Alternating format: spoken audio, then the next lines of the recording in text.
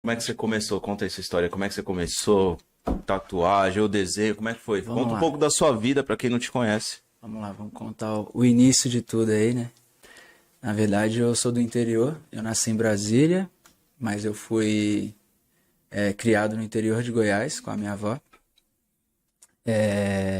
Minha avó era sem terra, então ela invadiu um terreno lá com uma galera com ela. E aí eu vivi com ela durante essa época, então a gente passou muita dificuldade de água, de energia, de tudo, né? E ali começou a minha história. Aí ao longo dos anos, minha avó conseguiu o terreno para ela, hoje está no nome dela, graças a Deus. E com meus 13 anos eu estava ali, mas sentia que aquilo ali não era para mim. O sonho dos meus amigos, na época, era ser motorista de colhedeira.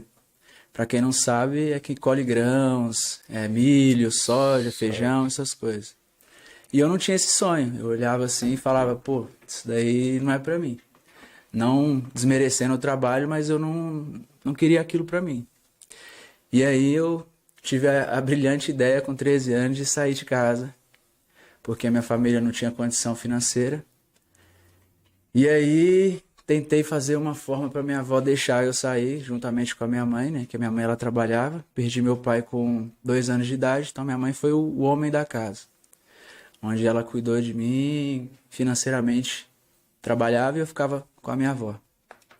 E aí eu bolei um plano. Falei, ô tia, será que você não consegue convencer a minha avó para falar que eu vou morar do seu lado, para mim poder sair de casa mais cedo e tal?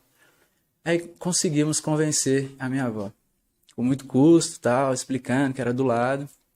E eu fui trabalhar. O primeiro trabalho que eu tive foi vendendo água mineral na rua. Não tenho vergonha, tenho muito orgulho, né, dessa trajetória que eu tive. Eu comecei a vender água na rua em Belo Horizonte. Lá onde eu trabalhava é na Guaicurus, que é onde tem vários puteiros mesmo. Aham. Não sei se pode falar Não, isso pode, aqui, pode, mas tem pode. vários puteiros lá. Aqui Então, pode falar, só não pode comer essas horas.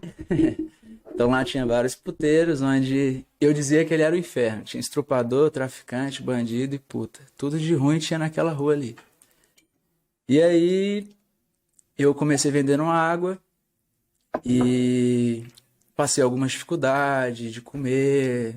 Eu lembro que nessa época eu comia um espetinho por dia, eu não comia comida mesmo.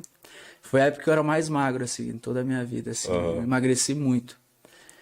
E aí, um dia, a minha irmã ficou com dó de mim, ela trabalhava num shopping e ela arrumou pra mim trabalhar lá com ela. E eu comecei vendendo roupa num shopping popular, igual a 25 de março mesmo. E aí, nesse shopping, eu tinha muita vergonha porque eu só fiz a sétima série, eu nunca tive escolaridade. Então, foi até difícil para mim vir aqui por esse motivo, por não ter aquela dicção perfeita, não ter aquele Uhum. português correto. Então, eu já tive outros convites para participar de podcast. E agora eu falei, não, tem que ir, porque não é por isso que eu vou deixar de participar de algum podcast, né? Então, eu indo embora do trabalho um dia, eu vi um rapaz tatuando na rua e perguntei pra ele onde ele tinha comprado a máquina dele. Ele virou e falou: ah, essa máquina é eu mesmo que fiz, com motor de barbear. E aí ele pegou e falou: ó, eu te vendo e tal. Eu tinha R$ 50 no bolso e ele falou: ó, eu te vendo por R$ 50. Mas Era você o já que eu desenhava? tinha, eu já desenhava. Mas eu nunca fui um artista, assim, sabe? Aquela pessoa que nasceu com o dom. Eu desenvolvi o talento e fui me esforçando ali cada dia mais para evoluir. Mas não foi, tipo assim, eu desenhava muitas coisas simples, então não tem como eu dizer que eu era um artista. Uhum. Mas eu gostava muito da arte, do desenho, sempre gostei. E aí eu olhei aquela máquina ali e tal, comprei dele por R$ 50, tatuei a minha tia, inclusive, que é a Jandira, se ela estiver assistindo aí, ela vai lembrar. Fiz uma merda nela, caguei na perna dela, escrevi o nome Cauã, que é o nome do meu primo, né? E aí eu vi que, falei, o problema é a máquina, né? Então eu convenci a minha mãe a comprar um, uma máquina profissional. Eu falei, mãe, o problema é a máquina. Eu preciso ter uma máquina profissional para poder fazer uma tatuagem de qualidade. E aí minha mãe comprou tudo pra mim. Inclusive, muito obrigado, mãe, se você estiver assistindo aí, por ter me ajudado, viu? Ajudou muito. E aí tatuei um padrasto meu, onde eu fiz uma cagada no braço dele.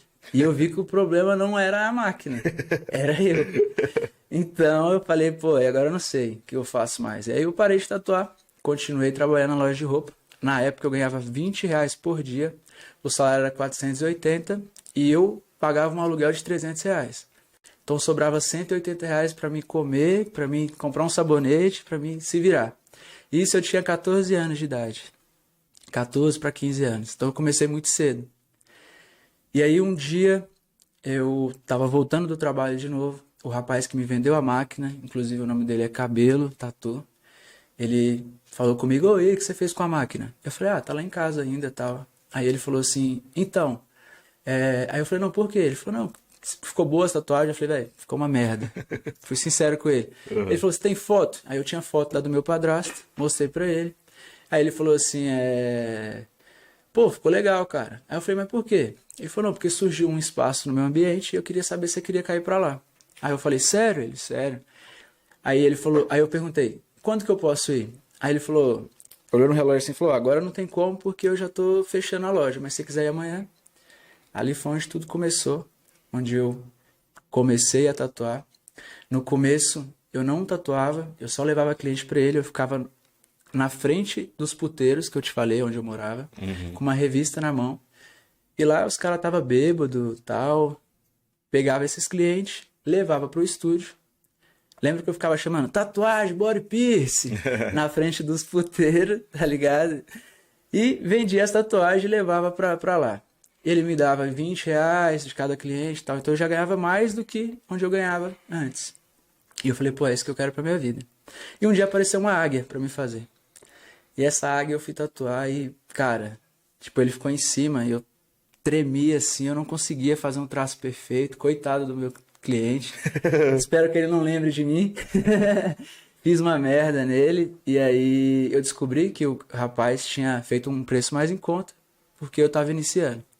E ali começou, eu não parei mais. Depois de 3 meses eu já achei que eu era foda, profissional. E aí abri um estúdio, onde foi em São Joaquim de Bicas. Durante um ano eu ganhei muito dinheiro. E depois de um ano eu só tava focado em ganhar grana. E aí acabou os clientes, porque a qualidade não tinha. Eu tava focado só em dinheiro, dinheiro, dinheiro, dinheiro. Chegou uma hora que não tinha mais cliente. E aí um belo dia um cliente virou pra mim, que me devia, inclusive. E eu falei assim, pô, cara, você não foi lá acertar o resto da tatuagem. E quando eu olhei a tatuagem, eu tinha feito ao contrário do desenho. Foi naquele momento ali que eu fui pra casa, eu chorei bastante porque eu tinha errado.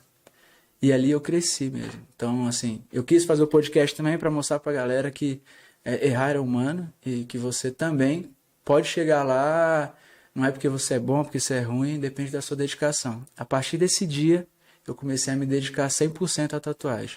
Onde eu comecei a estudar programas no Ink Master, que era na TV a cabo que tinha. Tatuagens e Pesadelos eram os programas que existiam, eu não sei se ainda tem, mas na época que eu assistia tinha. E comecei a estudar no Google. O Instagram hoje ele é muito mais forte. Na época que eu comecei, a gente tatuava olhando em revista.